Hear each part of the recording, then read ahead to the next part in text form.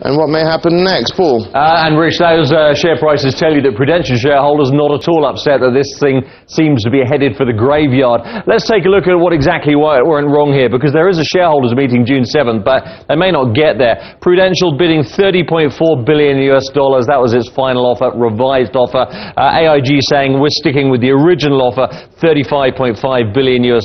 In other words, a $5 billion gap, and they don't seem able to bridge that. That's led shareholders, including analyst Barry Corners at Panmure Gordon, to say it's all over. Paul Mumford at Cavendish Asset Management, who holds Prudential shares, says it's a dead deal and a very expensive mistake. Prudential has to pay $153 million US as a breakup fee to AIG if this deal fails. As for AIG, this is Robert Benmosche, AIG's CEO. He says we remain focused on monetizing AIA as quickly as possible. For sure he does, because he's got a credit line with the Fed that he needs to that expires in 2013, which he needs to resolve. And of course AIG owes a lot of money to the US taxpayer that's got to go back. They certainly do, Paul, but you know, what do they do here? Because the only option left to them is perhaps an IPO, and markets have declined.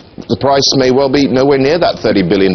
Yeah, that is the challenge. Now, Benmosche said we do have several options, but he didn't say what they are. I'll give you two of them, and these are the real big two out there. One is the IPO, as you say. Another is to find another $35 billion buyer. Now, AIG is a pretty big company. It's got 23 million customers. It's got 320,000 agents. The view out there seems to be that nobody is big enough to buy AIA, so it comes down to the IPO. Now, that was the original plan. An analysis was done ahead of a potential IPO back in March that valued it at about $30 billion, less than Prudential is offering to pay, and the markets have worsened. So why would you get more now? That may be, though, the only way it goes. We know that the Telegraph newspaper in the UK is saying that AIG is already talking to sovereign wealth funds, including GIC and Temasek in Singapore, and the Qatari sovereign wealth fund, about buying stakes in a potential IPO. So that seems to be the route it's headed right now.